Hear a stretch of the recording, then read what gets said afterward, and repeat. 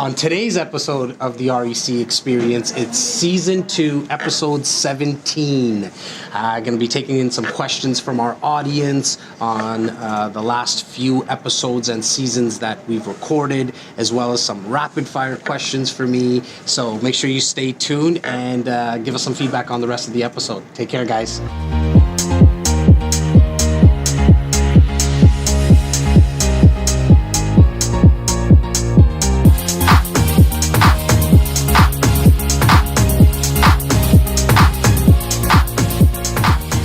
So Laura, you're going to be helping me out today. How are you doing? I'm doing well. Okay, so we've been getting a lot of questions from our audience and our listeners and our guys on YouTube as well. And so thank you for all the support and the questions.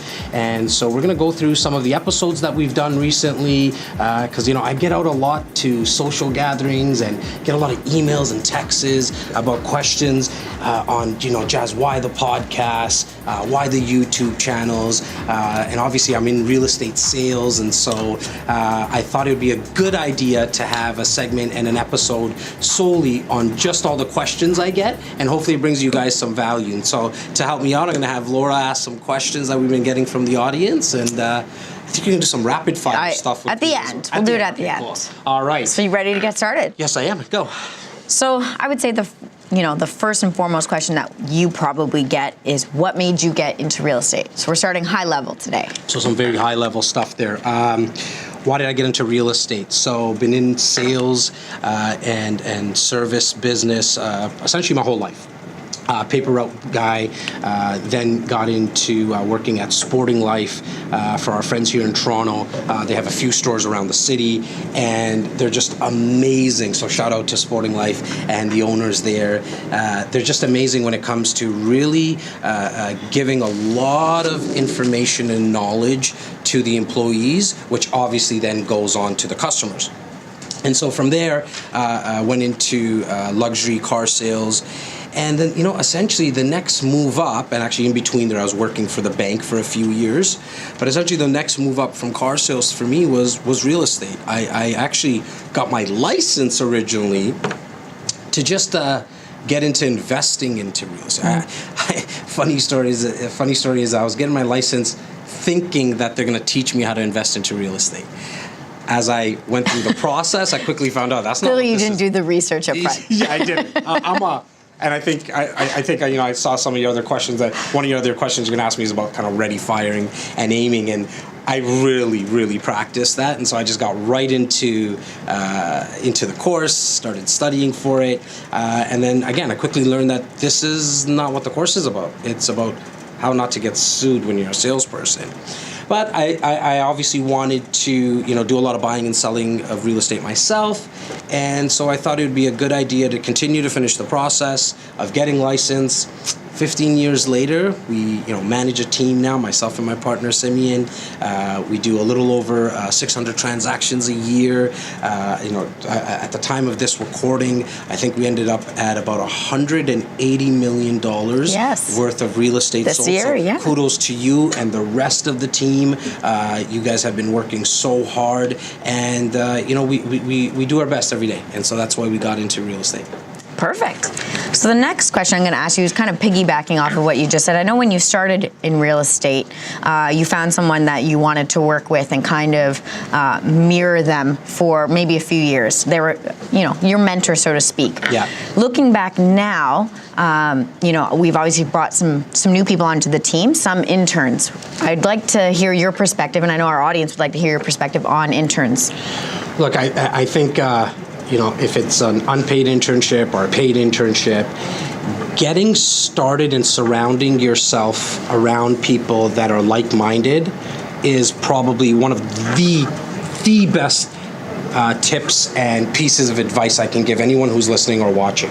Because see, what happens is that when you surround yourself specifically around positive people, and that's a daily thing, like bathing, I recommend it that you do it daily.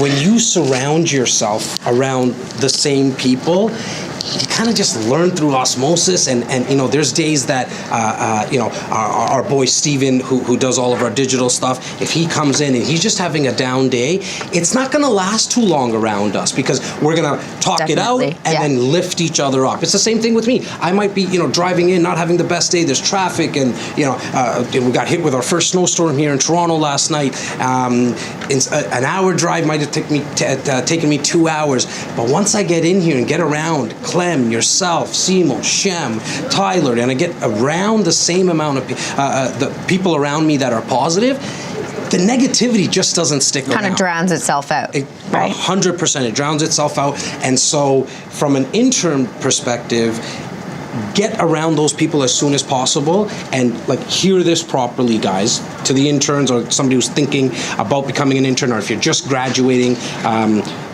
take a job even if it doesn't pay you right away. Bring that person that could be your mentor as much as value as you possibly can, and it will come back 10x to you. Just heed that advice and get started. Awesome. I interned back in the day myself, so I can Holt Renfrew in their buying office. So how did that help you? I mean, it was great. It got my foot in the door. Okay. There was a lineup of people who wanted, good paying jobs there. Right. But just getting your foot in the door, I tried to provide as much value as I could. I literally was the gopher for lunches, and I did a lot of the grunt work. How many years ago was that? Gosh, approximately. Putting me on the spot here. Not to age you or anything. 7 years ago, 8 years ago, maybe. So now fast forward 7, 8 years ago, give me one or two things that you can actually think back, and yes, I am putting you on the spot. Yeah. One or two things that you can say that have been useful for you. I think what I learned is that people really are never too good to do certain types of work. Like I notice here at the office, you'll be the dishwasher, you'll serve people drinks when we're having events, and that's really what an intern does. You're never too good to do that kind of work, which is customer service and thinking about the end goal and really working as a team. So I felt that's what I probably gained the most from it. And I have a lot of young cousins, and the team always knows. I talk about it all the time, that some of them are having problems finding jobs. I think, just my opinion, that they're really looking for the perfect job, the perfect amount of money. But if they just got started in what they were most passionate about, so if they were most passionate about, like myself, it was real estate. But if they were most passionate about cars or cartoons, if they just got a job where all they're doing all day long is doing something with cars or cartoons, even if it didn't pay them for a while, the amount of knowledge they're going to pick up, and probably the most important thing out of that, what's going to come, is who they're going to meet. They just never know. They're going to meet a Tyler who knows a Steven, who knows a Shem, who knows, and it just goes on and on and on. It's the connections. There's a reason, there's a saying that your net worth all depends on your network. And so essentially your net worth will be determined by your network. It's who you go out and you meet and you shake hands with and you build relationships. That's true. with. Yeah, you never know how it's going to come back around. And if you're just looking for that perfect job, it's not going to come around. Yeah. Right? Because you're just going to be waiting. It doesn't exist. Well, there is no perfect job. Exactly. It doesn't exactly. exist. Okay, we're going to kind of flip on that then. Okay. And speak a little bit about team building and what you feel about mentorship and how you mentor interns or your staff. Are you asking from which perspective? I just want to make sure that culture. The context of the question. Culture. Listen, building culture. I for the last, I'm going to say 60 to 90 days, it definitely is a buzzword here at REC, that culture to me is more important than skill. I've heard this thousands of times. I've seen it a handful of times where I've worked before and been around some of the mentors that I've had. But really in the last 60 to 90 days, it's something that's very, very important now because, and the reason I say culture more important than skill is because skill and talents and all that can be learned. But if someone's the most skillful person in and around my circle, but their attitude just is like garbage and stinks, it's just not going to last. You're just not going to, because, you said, Laura, a minute ago. So you're saying I didn't have the skill But Well, it's true, right? It's true. Look, I might have you had brought it up, that. so why don't we talk about it a little? Like, essentially, your skill. You came to us. I was actually wanting joking. to sell, right? You wanting to sell. Yeah. But that necessarily wasn't the skill set. But your attitude was, what else can I do? Hence why I call you the crazy eight, right? And I can go on about everyone on our team, specifically each and every person. I mean, guys don't see Clem behind the camera right now.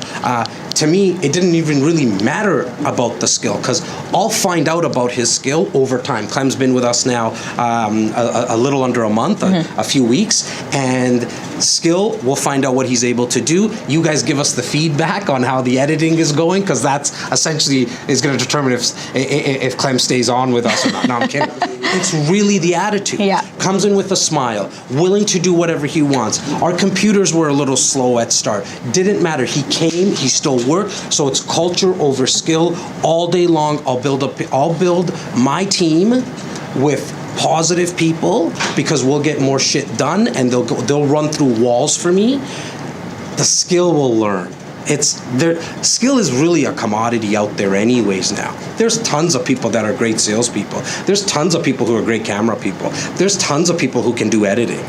It's a commodity. Like, what else are you bringing more to the table? Right, which brings us back to kind of the intern. For sure. If you're not bringing more than just the skill in 2019, forget about it. So I'm going to take us off track now. We're going to talk about real estate for a second. Hope you guys like our new REC water bottles, by the way. So if there's anyone locally, by the way, that produces water bottles like this, locally, I mean right here in the 416 or 905, make sure if you check this video, if you know somebody who knows somebody who knows somebody, make sure that they get this video, because I want to talk to you guys. Real estate. Yes, real estate. When you're at family functions, you get asked this a lot, because we work with a number of investors. And so you've always told me that a question you get asked often is, what's your personal belief on investing in real estate? It's a pretty vague question and a high-level question at that. And obviously I'm biased. I think you need to at least get educated to get one property. It doesn't mean necessarily an income property. I think that's the next level. But if you're renting right now, it might not be for 2 years or 3 years, but you got to figure out a way. Pay yourself 10-15% of every single a dollar that comes in, because trust me, if you don't do it, a dollar out of $10, you'll never do 10,000 out of 100,000. It's a habit. You gotta save some money. And so now what you need to do after that is build out a game plan on buying that first property. Because see, what happens is when you buy your first property, you start to build equity. What I mean by that is that the market will start to appreciate. You'll start paying down your mortgage, and 5, 7, 8 years from now, you'll have a big gap between what your place is worth and how much of a mortgage you owe. Now you can do some other things. You can refinance, pull out a little bit of that equity and buy an income property. Or at least you have a forced savings plan, because not everyone can save.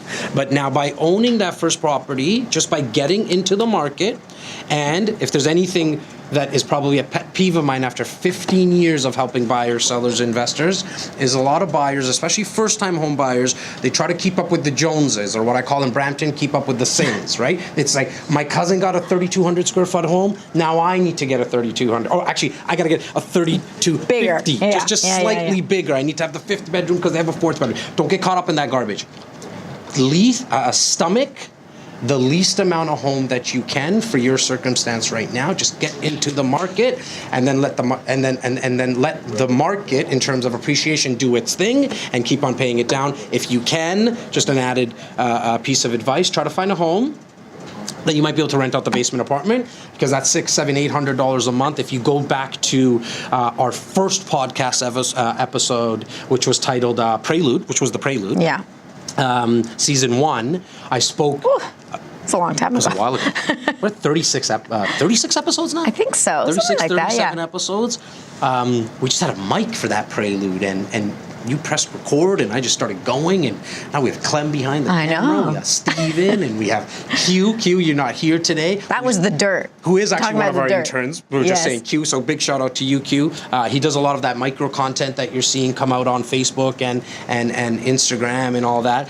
So shout out to you, Q. In terms of the prelude, why I bring that up, I spoke very candidly about what my mother did really, really well.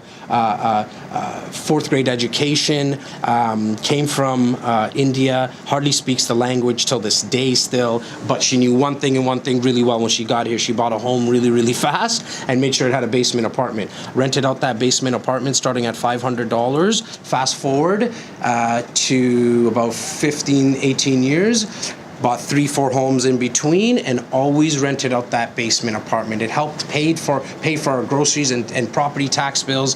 There's three sons. We played every sport that we possibly wanted to, but she always rented out that basement. So that's, if you can do anything aside from just getting into the market, try to find a property that you can rent out the basement apartment. Okay, so to summarize, number one Does that tip, make sense? like it's a lot. Okay. But number one tip would be just to get started. Just get into the market. Just get into the market. Get into the market. It might be a small little condo, 450 square feet. Stomach the least amount of home you can. Don't get caught up in the bullshit of trying to keep up with everyone else. Friends, family, all that shit. So speaking of little pre-construction condos, how would you do your due diligence for a pre-construction condo? Or how do we help our clients do due diligence? Look, we do approximately 200 pre-construction condos a year. Shout out to Sahar on our team, who's just amazing. She's crushed girl. it. Just crushing it right now. And so big shout out to Sahar for all her hard work and just sheer hustle. I bring her up because she does majority of pre-construction deals, and her and I and the team we converse all the time about this. In terms of due diligence, look, it comes down to a few things. You can never pick up the building and move it. So location will always be the magic sauce, so to speak, when it comes to real estate. Pick an area that especially if we're coming from an investor's perspective. Specifically for investors. Pick an area that that's going to be able to get rented out very, very easily. Mm-hmm. Transit, amenities, and where the jobs are at, right? And so that all goes under location. Second thing is the builder. You need to know who's building it, because if it's not, if it's someone who it's their first time at the rodeo, let another investor be the guinea pig for that. Fair enough. Let's go with places that we know of builders who have built a lot. Yeah, they have a good track record, They have a good track record, right? How do you know? Ask friends and family, ask the realtors you're working with, or if you want, the easiest thing to do is just speak with someone that has access to resale buildings, i.e. a realtor, and go touch, see, and smell some of the buildings that they've done. And then third, and very important when it comes to pre-construction condos from an investor's perspective, make sure that you have certain incentives in place. Cap development charges, as well as the right and the right to lease during occupancy. Mm-hmm. There is a period of occupancy and registration that you're going to be paying a small occupancy fee as the investor. If you're not able to rent it out, you're going to be out of pocket, and that could last from 4 to 6 months. I've seen it up to a year. Generally speaking, it's that 4 to 6 month period. And so what you want to make sure is that you're able to rent it out at that time. And then you want to have the incentive that to have, which is called a free assignment. Yeah, that's even if it's not important. A free assignment, at least the ability, the right to assign. The right to assign, the ability to sign, because life happens, and you might not be able to close on it, or you might realize that there was some drastic profit. A lot of our investors in the last 5-6 years have seen profits of anywhere from $150,000 to $250,000 just by purchasing pre-construction, because the deposit structure is extended. They've seen huge gains, and they might want to assign it. Now, correct me if I'm wrong. Yes. We did a podcast on this. Yes, we did, and People want some more info. I can tell you it was titled Buying from a Blueprint. And you actually did a great job on that one. Season one. And so go back to that. We detail Like, we went on for 35, 40 minutes about exactly everything you need to know. Or at any time, just go to one of our websites, either recpodcast.ca or reccanada.com, and you'll get all the information you need. And that's one of the main reasons we started this podcast, guys, was because I had the vision of making sure that we are going to be the best at producing content when it comes from a real estate, entrepreneurship, and leadership perspective. And we're going to give away all the information. So when it comes to real estate specifically, there's not going to be an insider trade secret that you're not going to hear of, because I'm going to give it all away. And the reason we're going to do that, it's quite simple, is because an informed buyer, seller, or investor is just that much easier for us to work with. Does that kind of make sense? If you're educated already, it cuts my job in half. And I'm always getting the same questions: how to buy, where should I invest? What do I have to look for when it comes for pre-construction? Yeah. Where to invest and all. So we're going to give it all away, and you can do it on your own. You can take it to your friend or cousin Charlie, the agent, and you can do it with him or her. Or you can come back to us, and at that time, we're just going to give you more information, and then you can make use of my whole team as well. All right, so that's why we started the podcast. That answers. So thanks for ruining my segue previously. Good. So I'm going to take us back. So now think on the spot. Now I have to think on the spot. Now you got to think on the spot. So previously we were talking about just getting into the market. Your number one tip for investors, just get into the market. Yeah. I would say that's really the firing, so to speak. Yes. Aiming being, obviously you need to do your due diligence and be prepared and educated. Why do you throw around this ready, fire, aim all the time? I hear it tons. Look, it's not something I made up. It's from a fantastic book called The Success Principles by Jack Canfield. You might know that name. He is the co-author of probably the best-selling series in the world, Chicken Soup from the Soul. Him and his partner, Mark Victor Hansen, read this book, Success Principles, a while ago. I didn't read many textbooks, so I have no formal education, but I do have a lot of personal education. So I made sure that I educate myself now, not really through hard copy books, more from audio books as I drive.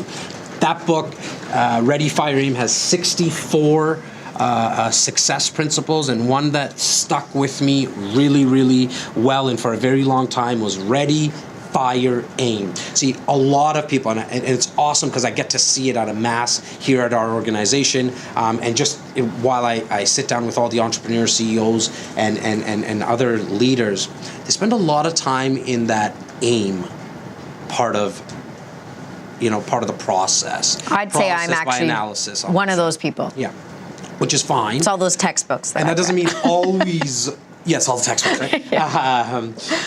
It doesn't mean always going ready, fire, aim, but as much as you can, and again, these are just my opinions, guys, so at the end of the day, take it with a grain of salt and do what you want with it.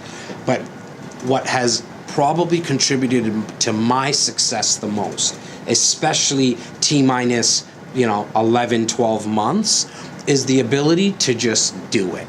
Like, just go, fire, and then you'll figure out the target after, because then you'll get the feedback. So the podcast, for example, all of REC experience was, let's get it out there and we'll get enough feedback. Enough people will tell me, Jas, you're garbage. Get away from the camera, get away from the mic. So now I know I either need to adjust it or stop it. You haven't gotten that. I haven't got that yet. Okay, I haven't got that yet. Sales, same thing.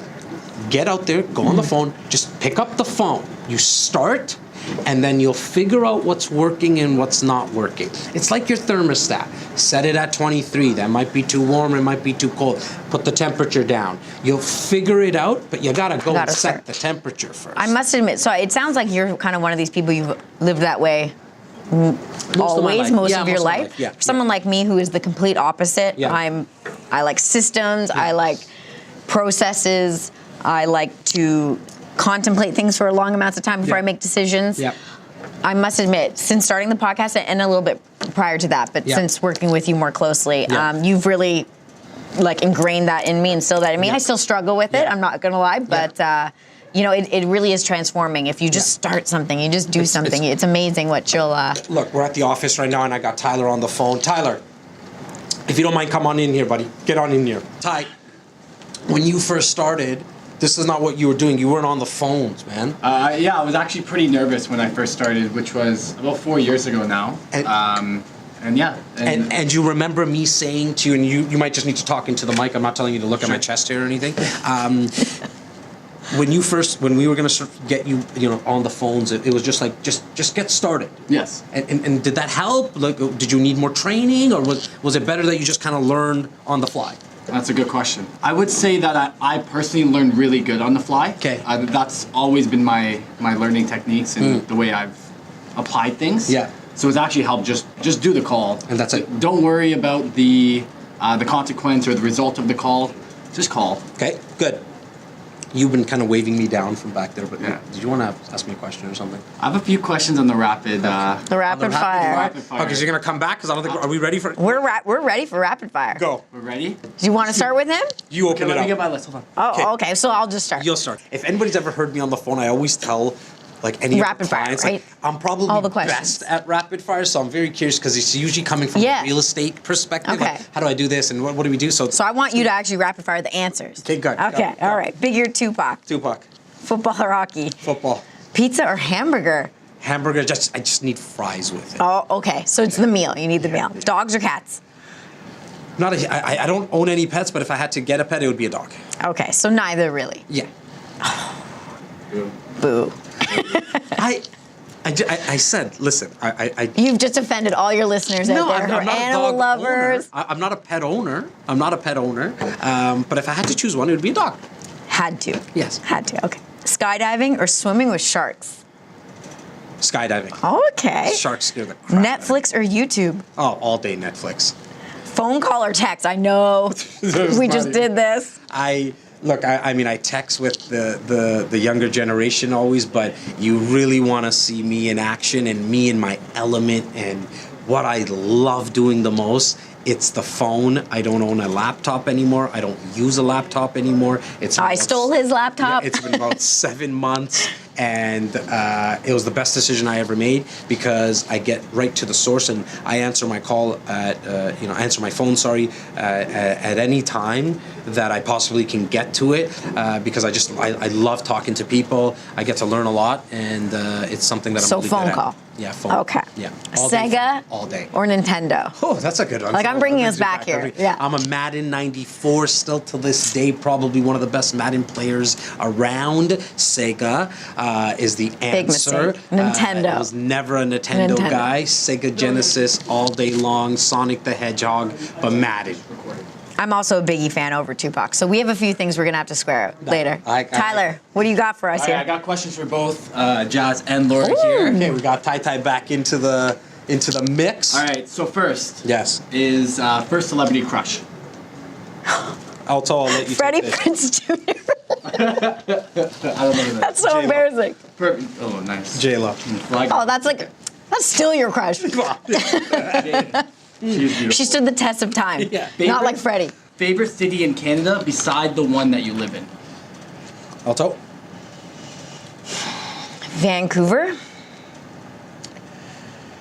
I'm going to have to say Vancouver as well. I really love that city. Okay. Is double dipping at a party ever acceptable?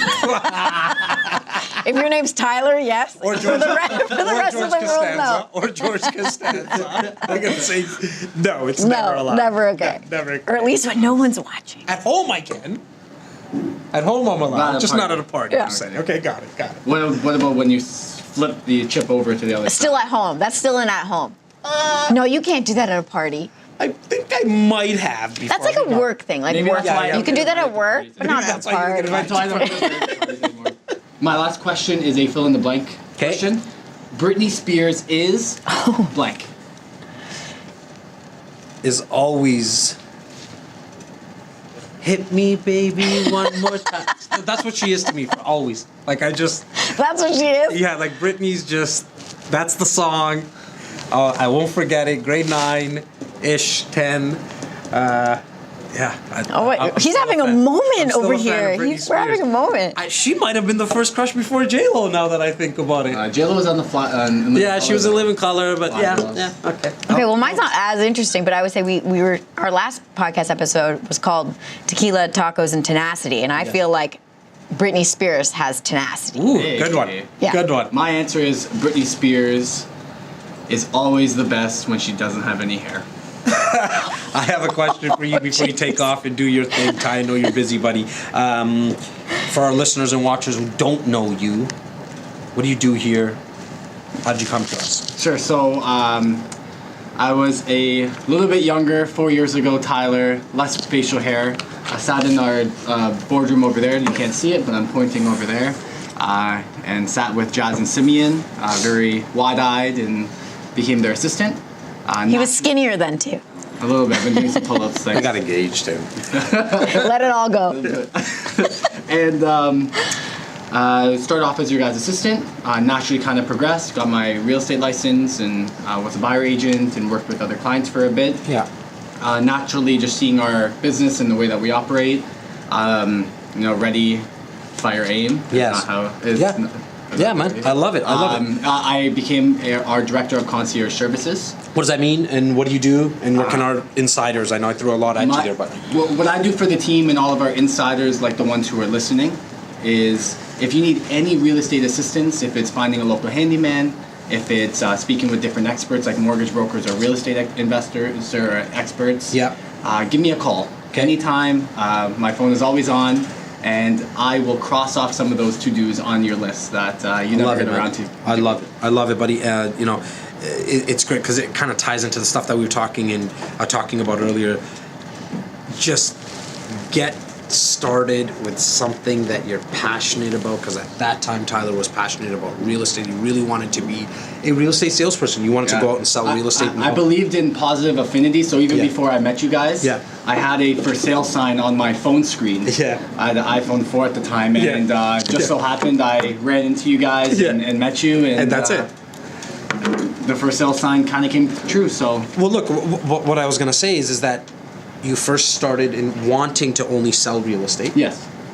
Fast forward to about 2 years after, you then now are in a totally different role. Yeah. But I see the role that you're in is exactly what you should be doing. Yeah. It's For now, at least. For now, right? Yeah. Like now, It can change, It definitely can change, and that's why it's so important to just get started, find that passion, and for sure. go from there. And I'm still always trying to learn everything I can about real estate. So we're in the right group. We're in the right group.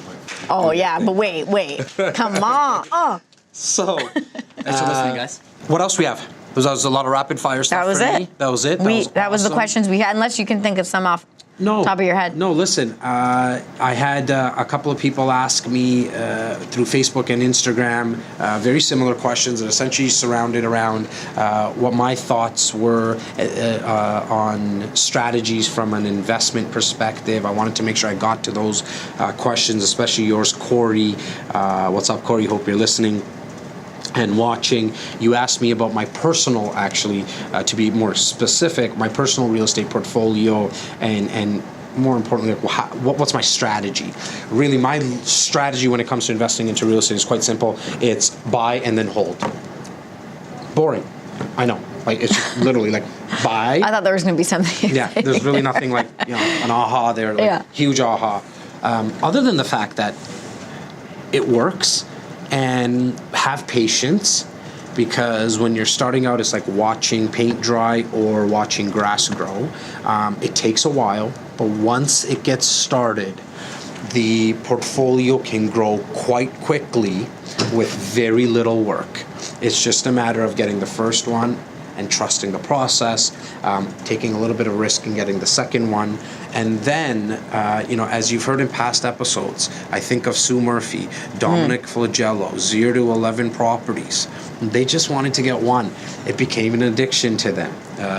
Real estate investment, an addiction. Michael Saraceni. Michael Saraceni. 0 to 100, I think now. Yeah, so. These guys and gals just got started and trusted the process and have been purchasing more and more. Now they're finding creative ways, right? Getting joint ventures, getting their friends and family involved. And so Corey, I hope that answered your question. It really is just buy and hold. I try to buy a mixture. I do tend to move towards more condo purchasing only because I'm not a handyman really myself. So if things go wrong, I'm not the guy who's going to go be able to fix things. So with condos, especially newer ones, there's just less work involved. So that's just kind of the lazy part of the investment, and kind of lazy part of me being lazy, where I just like to deal with the one tenant. It's a lot of them are downtown Toronto and or in and around the transit line. The ones when it comes to downtown Toronto, I just know there's a lot of people looking constantly to live, and I think that's just going to be, long term. I think I'll win. It will be boring. I don't really do a lot of flips, nor do I advise people to do a lot of flipping and flipping that, only because there's a lot more risk involved. And if you don't know what you're doing or don't have the right people with you, you can lose a lot of money. And with that's just going to come a lot of stress. And so if you can just buy and hold and hold off and refinance, and we'll be able to sit down with you, get educated, or give us a call at any time at 416-979-0333 to get more information. What else, girl? What do we got coming up in the next couple of episodes? Coming up. Well, I don't want to let too much out of the bag. Yeah, let's keep some things hush-hush, no? We definitely will. But we do have some exciting guests coming out, CEOs, guys who are past even 100 properties, some leaders in the community as well. And so I hope you guys stay tuned. I hope these videos and these podcasts are valuable and they're good content. Like get back to us. I always say, as you can tell before you're just listening to me, I'm a pretty big guy in terms of my size, and so I can handle constructive criticism. Okay. Give me back. What are you talking Give me back. I was going off on a tangent. Give me back some feedback. It really means the world to us. Tell us what guests you might want us to go and get. We're having a blast doing it. Guests, topics. Yeah. More questions. We'll do another FAQ. For sure. And don't forget, we do have a team that helps buyers, sellers, and investors, shameless plug, help buyers, sellers, and investors in the Southern Ontario market. This podcast is not just the only thing we do. And so again, thank you so much for the ongoing support, and can't wait to see you guys in the flesh. Take care.